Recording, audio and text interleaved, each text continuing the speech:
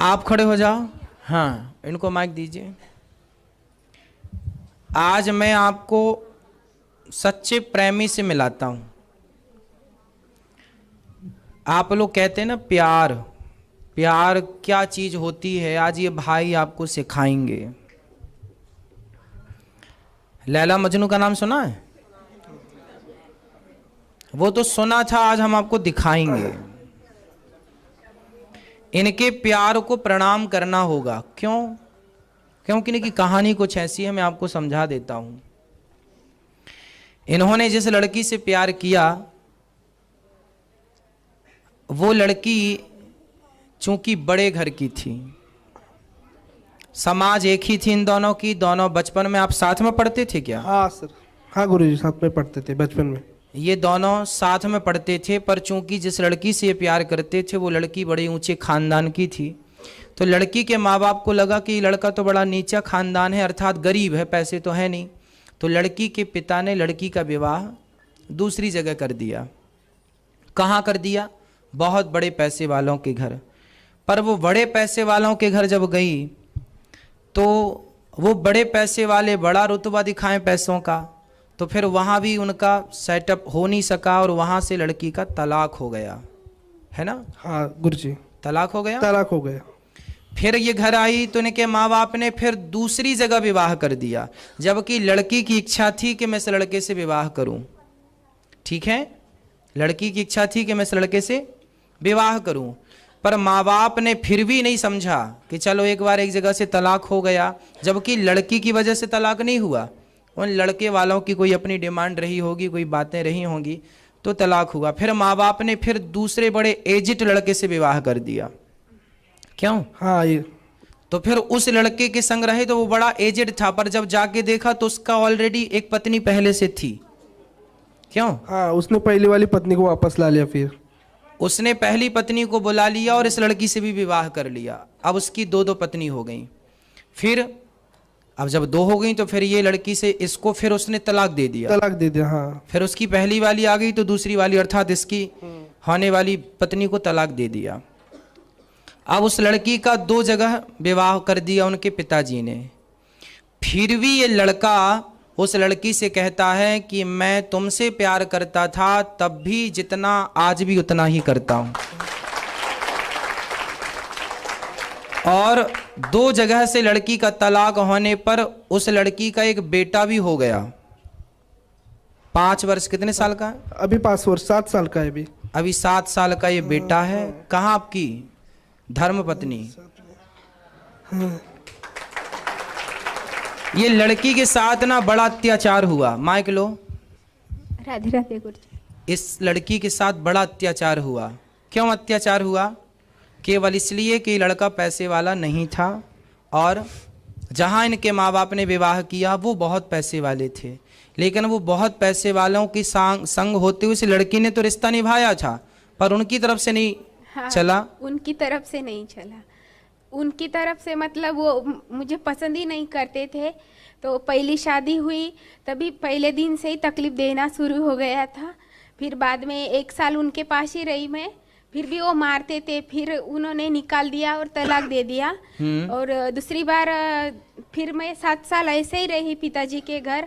मैं बोलती थी कि मैं शादी नहीं करूंगी, अगर करनी अच्छा, ये लड़की देखो इस लड़के से प्यार करती थी, हाँ। लेकिन माँ बाप की आज्ञा के बिना जाना नहीं चाहती थी, क्योंकि हाँ। एक संस्कारी घर की लड़की थी। हाँ। चाहती तो भाग जाती, पर नहीं, मर्यादा में। लड़का भी अपने माँ बाप का दिल नहीं दुखाना चाहता था और लड़की भी अपने माँ बाप का दिल नहीं दुखाना चाहती। फिर क्या हुआ आपके साथ? फिर 7 साल रही मैं और 7 साल के बाद पिताजी ने और दूसरा रिश्ता लेके आए। मुझे तो आपने मना नहीं किया कि मैं किसी लड़के से प्यार करती हूँ? नहीं, बताया था, उनको पता था सबको कि मैं इनसे शादी करना चाहती हूँ। फिर भी उन्होंने मुझे बताया ही नहीं कुछ, तो डायरेक्ट बना दिया संबंध। और शादी के 3-4 दिन पहले बताया कि तुम्हारी शादी है दूसरी इस लड़की के शादी के 4 दिन पहले इनके माँ बाप ने बताया कि मैंने तुम्हारे लिए लड़का पसंद किया, और जो लड़का पसंद किया बड़ा एजिड लड़का था। हाँ, वो 16 साल से बड़ा था। आपसे 16 साल बड़ा था। हाँ, और प्रोफेसर था, इसलिए पिताजी ने कर दिया कि वो बहुत श्रीमंत बस देखिए, है। माँ बाप ये चाहते हैं कि लड़का कैसा भी हो, बस पैसा होना चाहिए। मतलब बच्चों की खुशी का ध्यान नहीं है कि कहाँ खुशी हो। 16 साल बड़े से कर दी, फिर हाँ, 16 साल। फिर मैं फिर पिताजी ने कहा अगर इससे शादी नहीं करोगी तो मैं मर जाऊंगा। माता पिता सब दोनों ऐसा माँ बाप ने इमोशनल अत्याचार किया कि इस लड़के से विवाह करना ही पड़ेगा जो आपसे 16 साल बड़ा है। तो मैंने बोला ठीक है, आपकी मर्जी है, आपका कर्तव्य है, मेरा ही कर्तव्य है आपकी बात सुनना, तो ठीक है मैं करूंगी। और जिंदगी मेरी दांव पे फिर माँ लगा बाप दी की मर्जी के कारण माँ बाप को लगा, माँ बाप ने कहा कि मैं मर जाऊंगा तुम शादी नहीं करोगी, तो माँ बाप की जिद पूरी करने के लिए इस लड़की ने अपने से 16 साल बड़े लड़के से विवाह कर लिया। इसलिए किया कि माँ बाप की मान सम्मान ना जाए, माँ बाप की इज्जत ना जाए। फिर शादी कर लिया। फिर एक दिन जिस दिन उनके घर गई उस दिन वो वहाँ रहे, और दूसरे दिन से बाजू चले गए। हाँ। बाजू चले गए, घर पे सास ससुर और मैं थी। फिर वो बोलने लगे तुझे मेरे माँ बाप की सेवा के लिए करके लाया हूँ मैं। अच्छा। जो मेरी पत्नी है वो मेरे साथ रहेगी और तू मेरे माँ बाप के साथ सेवा कर। मतलब उस लड़के ने जिसने इनसे विवाह किया था वो पत्नी की हैसियत से नहीं, नौकरानी की हैसियत हाँ। से इनको रखना चाहता था। हाँ। फिर ये बच्चा भी पिताजी ने मुझे बोला कि वो बोल रहे हैं कि बच्चे को भी साथ में रखूंगा, इसलिए ऐसा बोले। मुझे लगा बच्चा को साथ रख रहे हैं तो ठीक है, चलो मेरा नुकसान हो जाएगा लेकिन इसका तो अच्छा हो जाएगा। परंतु फिर भी इस लड़की ने अपने माँ बाप की आज्ञा का उल्लंघन, फिर भी 2 बार लड़की का तलाक हो गया, पर फिर भी ये लड़का इस लड़की से प्यार करता रहा, बेहद प्यार करता रहा, और अंत में फिर इसी लड़की ने इसे अपनाया और विवाह किया। हाँ।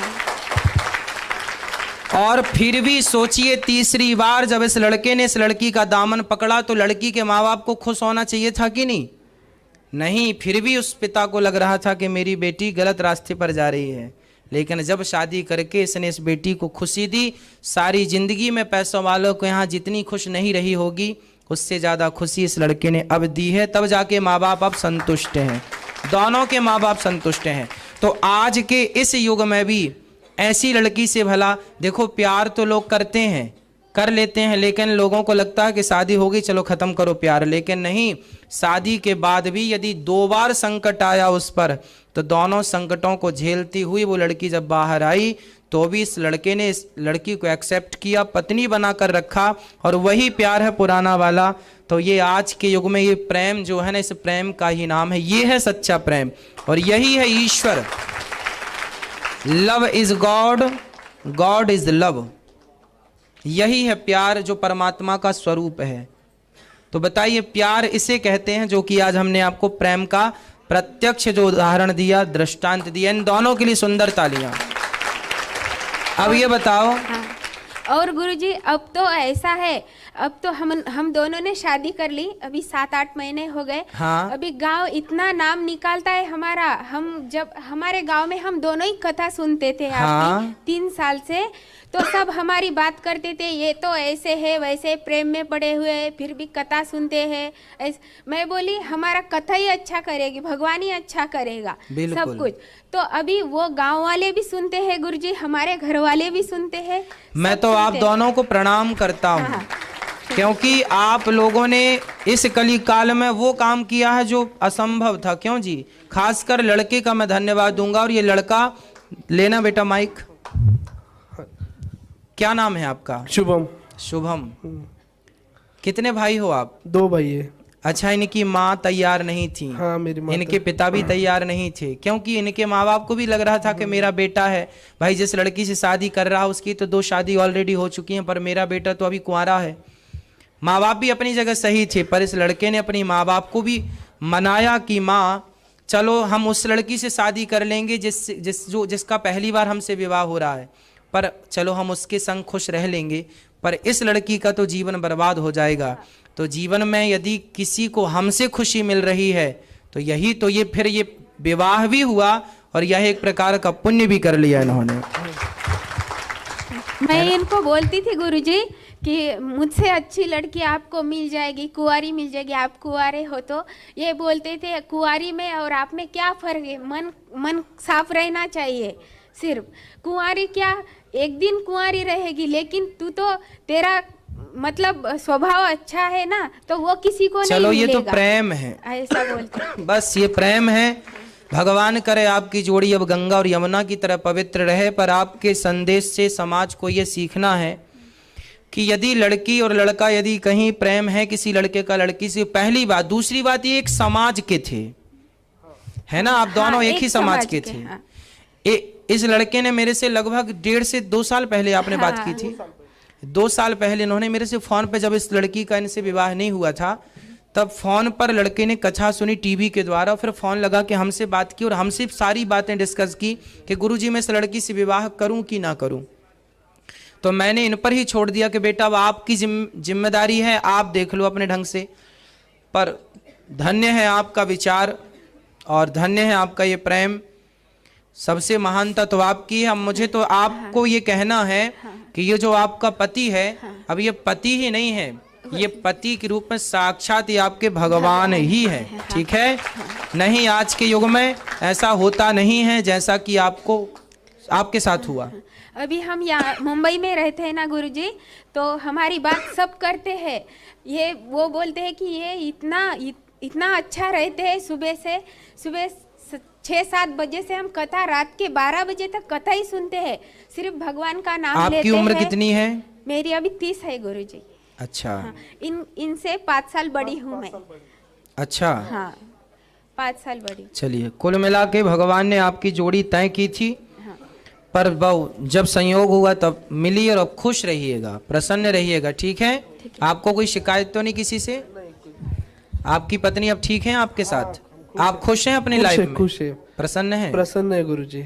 जो लोग मतलब हमें मतलब मना करते थे, हमसे मतलब ये करते थे, शादी के बाद मेरे रिश्तेदार, इनके रिश्तेदार, गांव वाले, आज वो सब लोग फोन करके बताते हैं कि यार सही काम किया तूने, बहुत सही काम किया। बहुत अच्छा। हाँ, जमाना कोई आपका साथ दे ना दे, भगवान आपके संग है, बस ये खुश रहो, ठीक है। ईश्वर आपके साथ है। आपने जो किया, क्यों जी आप बताइए, इस लड़के ने जो किया अच्छा किया, तो ताली बजाइए फिर इनके लिए, खुश रहिए। अब देखो, वो छोटा सा बच्चा नन्हा सा है, उसकी भी कोई गलती नहीं थी, लेकिन वो पिस रहा था, परेशान होता, लेकिन अब उसे एक सहारा मिल गया, ठीक है। तो बेसहारा को सहारा दे देना ये बहुत बड़ा पुण्य का कार्य है। भगवान आपको सुखी रखें। उनको माइक दीजिए, भैया कह रहे हैं। गुरुजी 1 मिनट। हाँ। ये रोज हर रोज भोग लगाता है भगवान जी को। हाँ। इसकी इच्छा है कि मैं गुरुजी से गुरु दक्षिणा लूंगा और माला डालनी है मुझे, ऐसा बिल्कुल बोलते हैं। बिल्कुल, खुश रहिए, खुश रहिए। चलेगा गुरुजी कल? हाँ कल। इनको माइक दीजिए, प्रसन्न रहिए।